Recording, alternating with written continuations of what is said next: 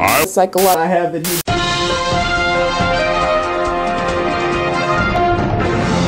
Hello, welcome to the Anthis Morning Live Breaking Newscast. We got an interesting newscast for you today. One filled with action-packed, heart-pounding events that are sure to leave you sitting on the edge of your seat.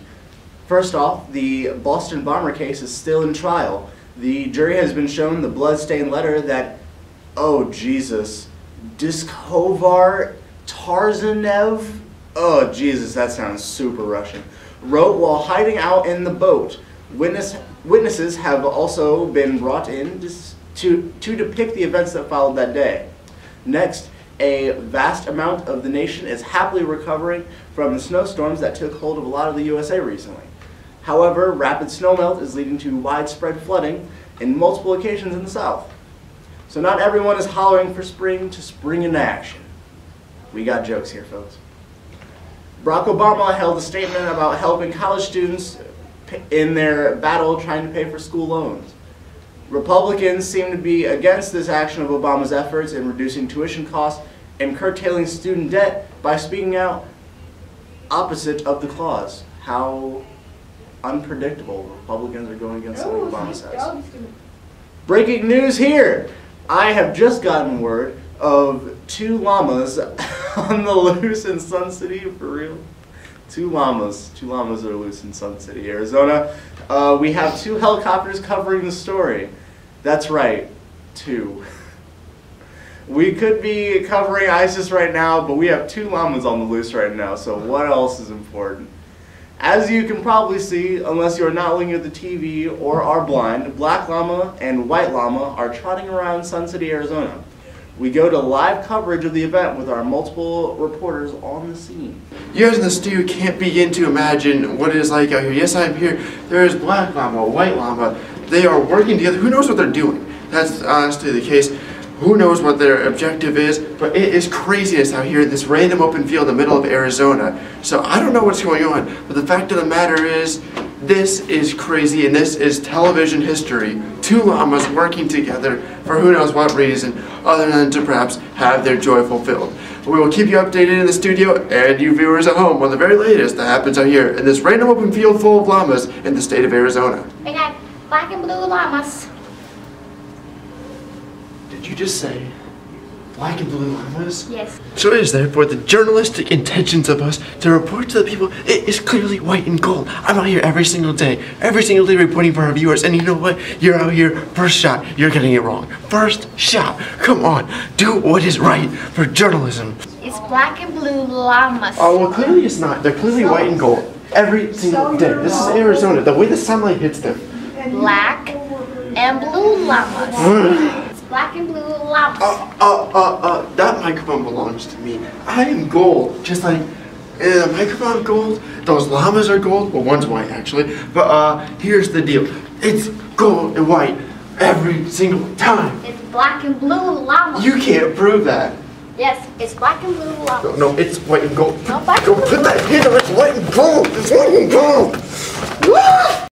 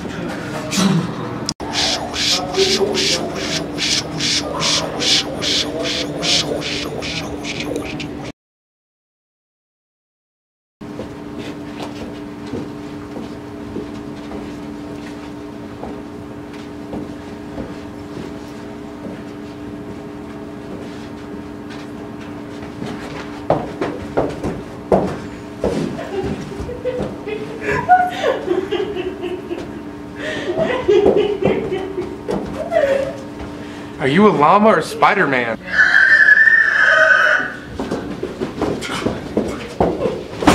I'm gonna get llamas.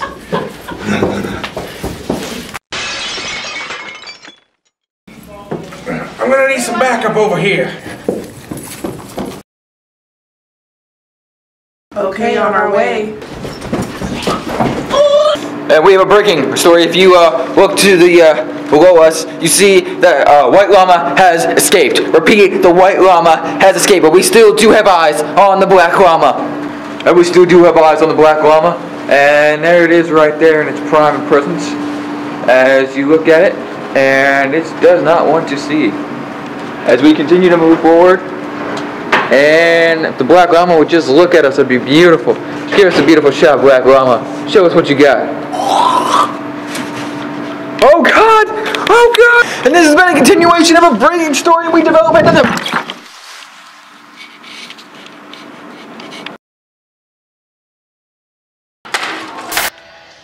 has been reworked.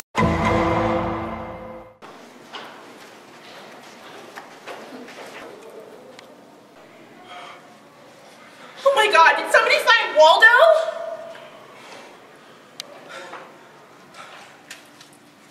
Hey, yeah, J. Rue. Yo. We got a Waldo down on the corner of H26 and the staircase. What? Waldo down? I'm on my way.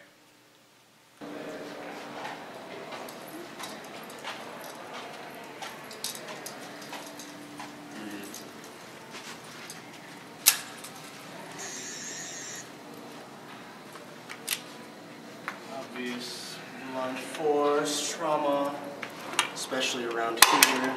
Looks laced. Indeed.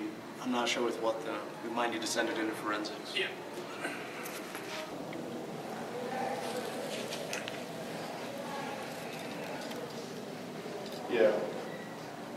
Yeah, we're gonna need your help on this one. We have a can that we think is laced with something, but we're not sure what. Also, the body seems to be very beaten and bruised, so we might need you to check up on that as well. All right. We'll be over there soon. Hey Matt, I need you to run a DNA analysis on this can. Okay, I'll do that and I'll get back to you as soon as I can.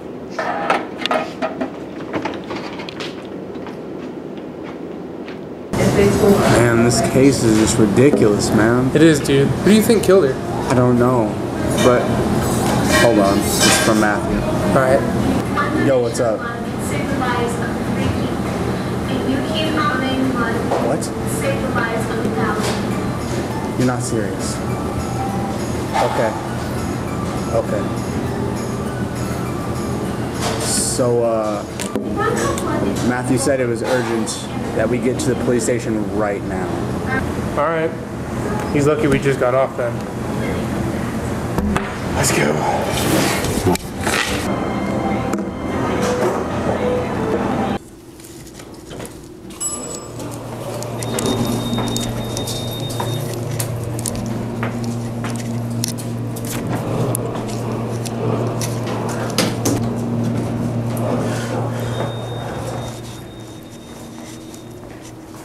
What? Freeland, What? you're under arrest for the murder of Waldo.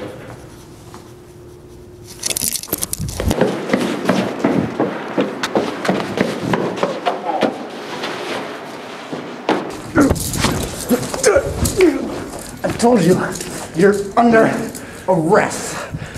I didn't do it, J-Roo. You know me. What's Matt? What? I just captured Taylor. What? Me? Fair enough. So, sorry about that. Apparently it was DJ. Yeah. I could have told you that. Well, you ran away. What else was I supposed to think? Well, you cuffed me. You ran away! Yeah. Okay. It's both our faults. Just get up. All right. Gotta go get DJ.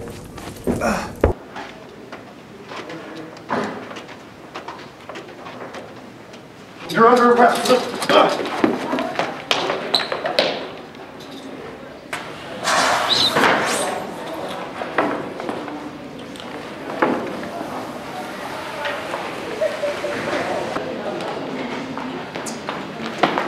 He said you're You're under arrest.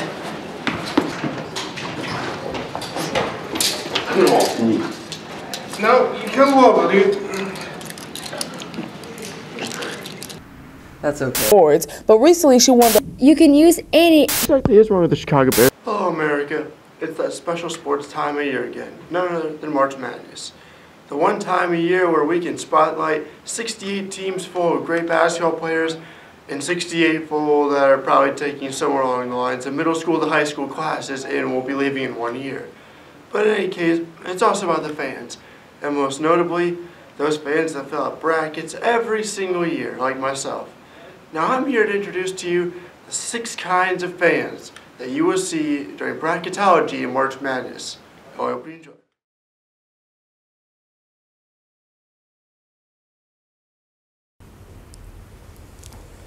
I'm gonna get that $1 million bracket this year. I'm gonna win at least a couple thousand. Now who do I want?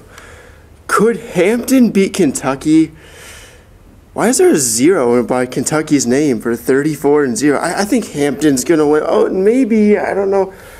What about Davidson? That's a pretty cool name. But Baylor's good. Georgia's, I don't know.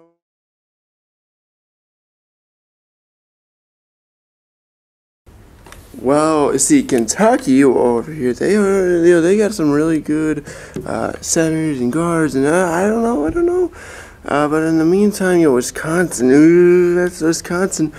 Yeah, that's good. That's a good team. Yeah, no. Purdue, yeah, I think Purdue's going to win the whole thing. Might as well just go ahead and pencil them in. Yeah, Purdue is going to win it.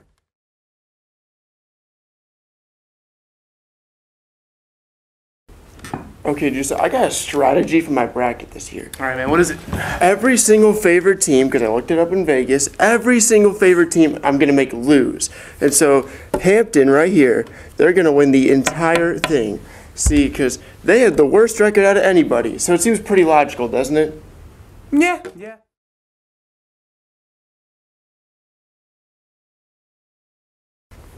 Well, okay, so for each team, according to this Samsung Galaxy phone, which is always dependable, Samsung Galaxy phones, everyone. According to this, UC Irvine has a 7'6" center. They have exactly a 37.2% chance of beating Louisville. However, Oregon, they have a 37.06523 repeating percentage of going to win 2 games. Oh, but in the meantime, Notre Dame, they're 29-5, and they could score exactly 78.62 points per game. So I don't know. As a matter of fact, why don't we just have all of them win 100%?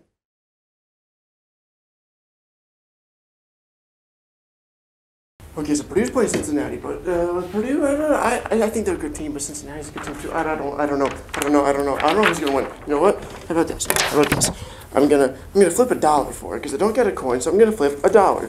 How about heads for Purdue, tails for or I don't even know, there's tails on $1, but let's make that for Cincinnati. Okay, we're gonna throw the $1 up in the air and make it rain. Oh, and it lands heads. But wait a minute, what if Purdue loses? That's another thing. I don't know. I really don't know. But then again, I mean, they're a pretty cool team, pretty nice guys on the team. So I don't know. I really don't know. So I'm gonna flip the $1 again.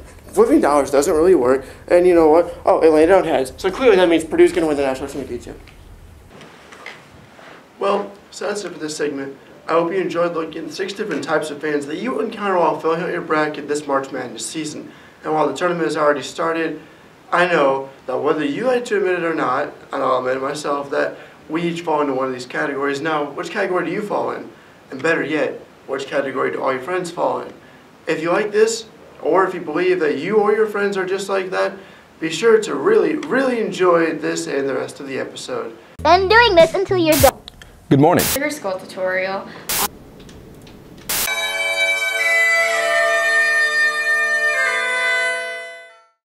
Did you know there is a history of St. Patrick's Day? Well, here are some histories of St. Patrick's Day. St. Patrick's Day celebrates the Roman Catholic feast day of the patron saint of Ireland.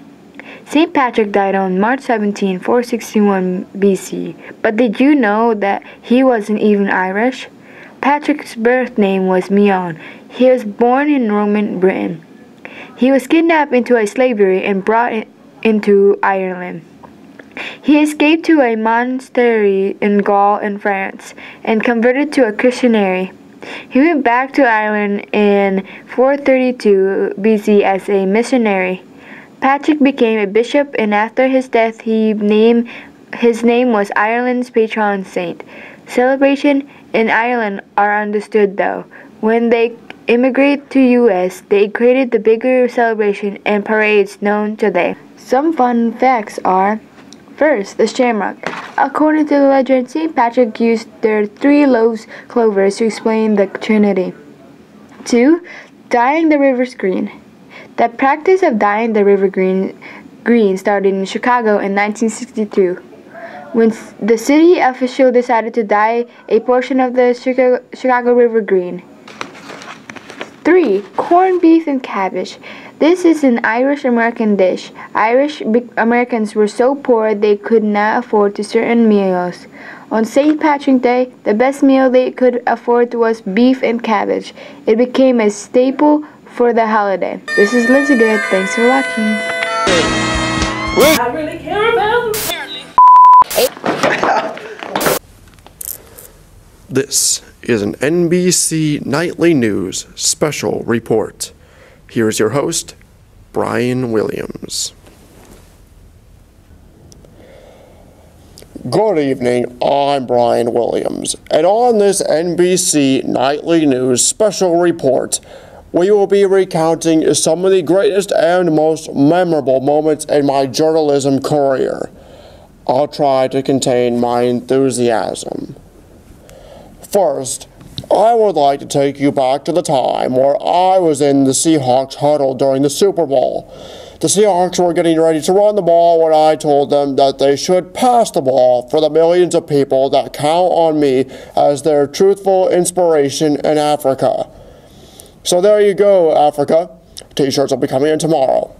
Just look at the overwhelming joy on my face. Next, we're going to look back at the time I visited the Peterson household. Now, things got very interesting when Mr. Peterson and Little Peterson started to have some Texas-style family bonding. Sooner or later, all I could hear from the other room was, "Ah!" They said that they just wanted to switch things up a little bit. And our last full story tonight, I wanted to take you to North Korea. Now, I was privileged to be in the presence of Kim Jong-un, because he knows that being a barber is one of my many truthful, unbiased, true talents. I had the honor of cutting that beautifully thick hair and those on-fleek eyebrow stubs. I did so well that it is the most popular haircut in all of North Korea. Videhan Sidus I Punte Busan Mi Gu Sara. Other highlights of my career include the time I defeated a race of aliens, won the World Cup, just don't tell Germany, and ended world hunger with nothing more than a knife, a shovel, and an amount of hard work the same as the amount of hair gel used by Mitt Romney in the 2012 election. Thank you so very much for joining me on this NBC Nightly News special report. Also, you have seen through my absolutely unbiased, 100% true journalism, I save African children. Adrian Peterson's child is still currently trying to figure out why his dad decided not to play baseball. And Kim Jong-un's hair and eyebrows be getting all those Korean socialist ladies' digits. I'm Brian Williams. Good night. This has been an NBC Nightly News special report. Disclaimer. Nothing that Brian Williams said during the duration of this newscast is even remotely true. Thank you for joining us. Good night. To the Montreal Royals. Oh, so that's how that works. Oh, smart kid.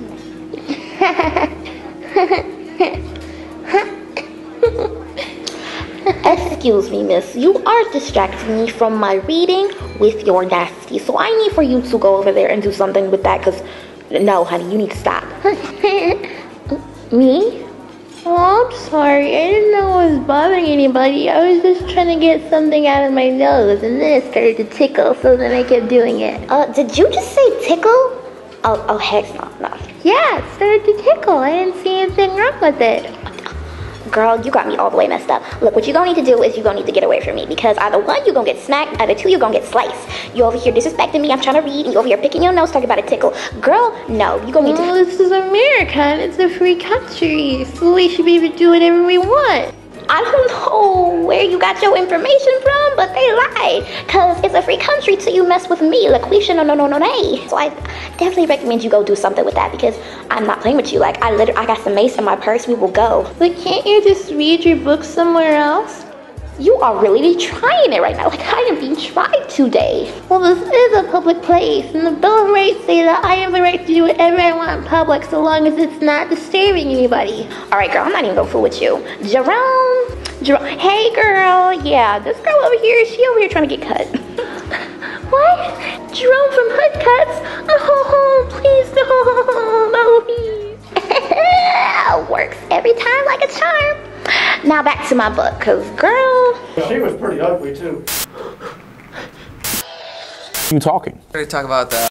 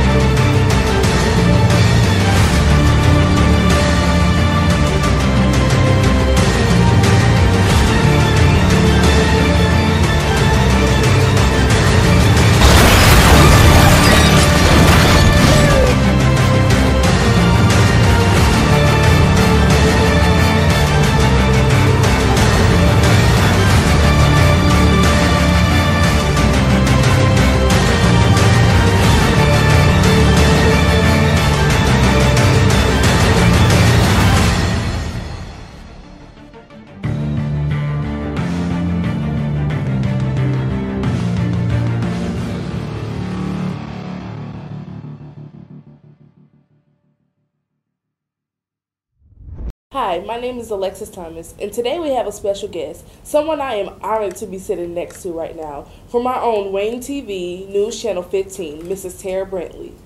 Well, Ms. Brantley, thank you for coming. Welcome to Anthis Career Center. Thank you. My first question is, what motivated you to become a news anchor? I actually started off behind the scenes when I was in college, and I wanted to actually work in television production, actually owning one day a television station. That was my lifelong goal. However, a professor in my junior year approached me and said, why don't you consider working in front of the camera instead? I did a lot of things, not just with camera work, but also with radio stations, DJing, and what have you. I said, sure, why not?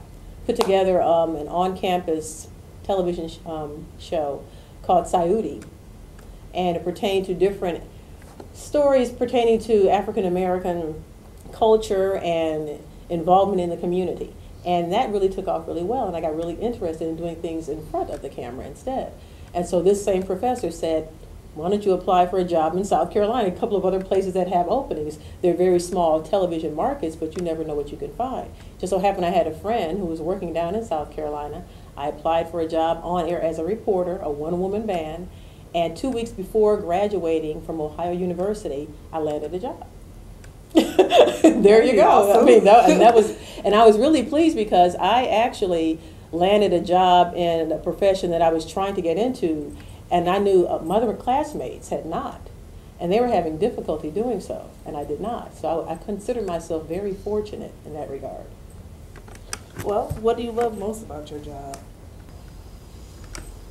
There are actually several things. I like the fact that I'm able to give people vital information, life-saving information.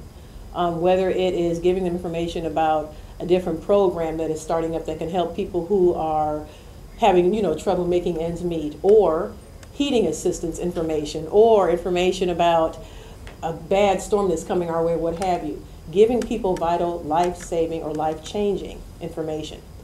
I also like the aspect of being able to get out into the community and actually work hands-on with a lot of different projects.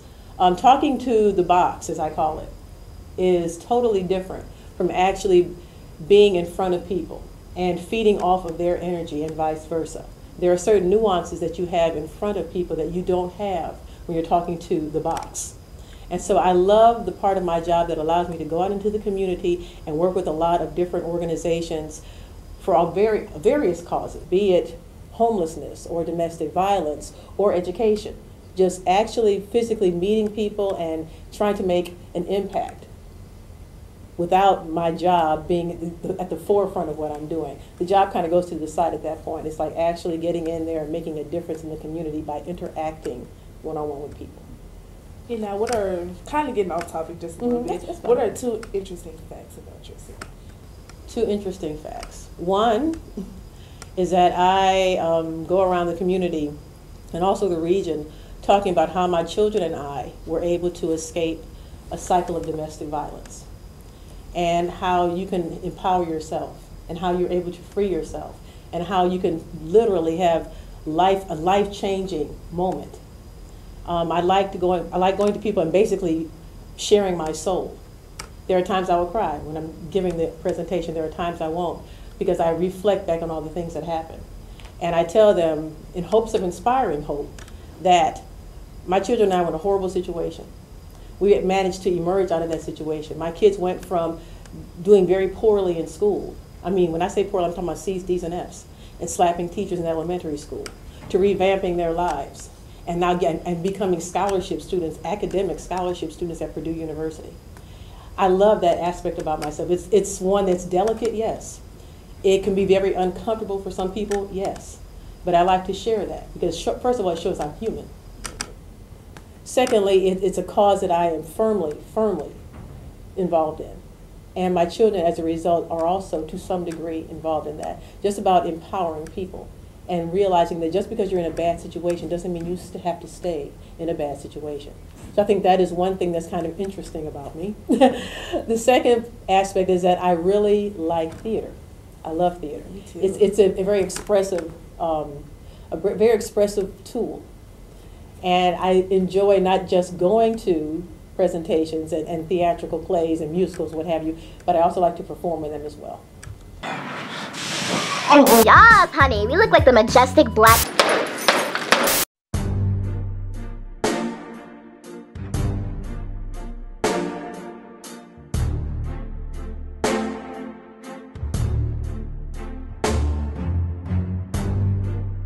You make it look like it's magic. Oh yeah. 'Cause I see nobody but you. I'm never confused. Hey, I'm so used to being used. So I love when you call unexpected. 'Cause I hate when the moment's expected. Mr. Gray, your previous appointment with Anastasia Steele has been canceled due to sudden fatality. Well, that's unfortunate. So no meeting then? No. There will still be a meeting just with a, oh God, I don't know how to say this. LaQuisha D. Rhys Jones? Send her in.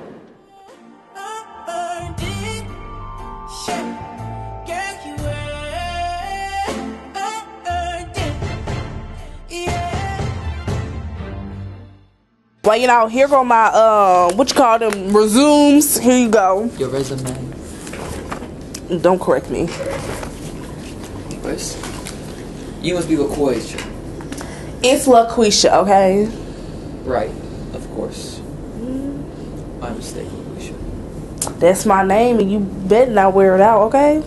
My apologies, Mr. Rhys. Yeah, whatever. Look, I ain't trying to sit here and look at you all day, so you need to kind of hurry it up because my stories is coming on, as you can see, and like Popeye's having a 2-for-1 sale, and I get a free biscuit. So come on. As you wish, Mr. Rhys. Whenever you're ready. Right. So the first question is, how did you get started in this your little that entrepreneur thing? That You mean entrepreneur? If you knew what I was saying, why did you just ask me? Like, don't be correcting me and stuff like that. You know what I'm saying? Don't do that. Because that ain't cute. My apologies once again. Let's see. It started when I was a young boy, and... is there a problem? It's nothing. Just what you did there a minute ago. What? You ain't never seen nobody pick no corn skin out their gums before? Come on, Leon. No. Actually, I haven't. Well, then clearly you need to get out more.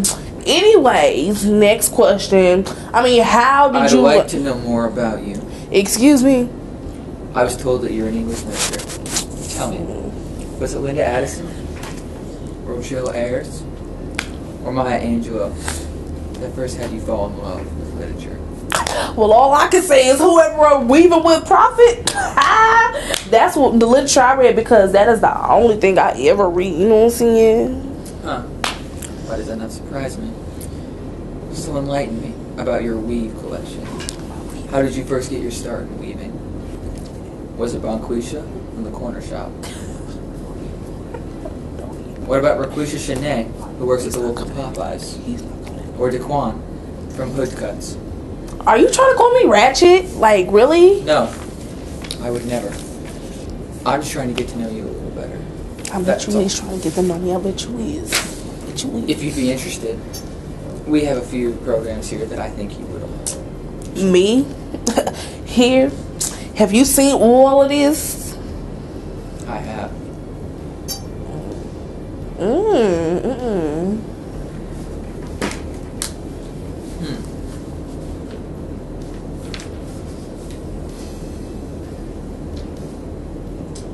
Trust me, LaFonda. We've got all the courses you could possibly need here. He just called me LaFonda. Exchanging boost stamps for Club Money 101. Slicing that hoe, even if he gets a little too frisky on the first day 2.0. And even passing drug tests for dumb. LaFonda. That's not my name. My name is LaQuisha. LaQuisha Janae Jones, okay? I think you would make a wonderful addition to our team. And I know that I, especially, would be delighted to have you on our staff. Oh, heck no.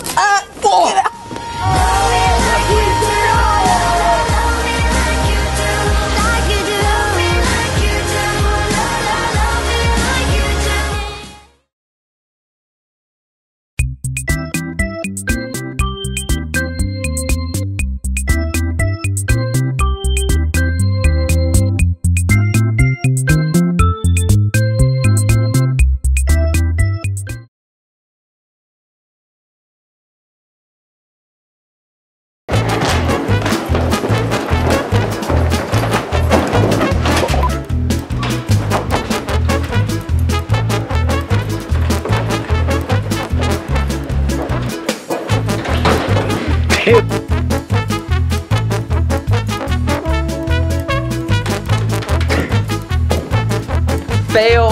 Freaking no. Tear apart the green screen while you're at it.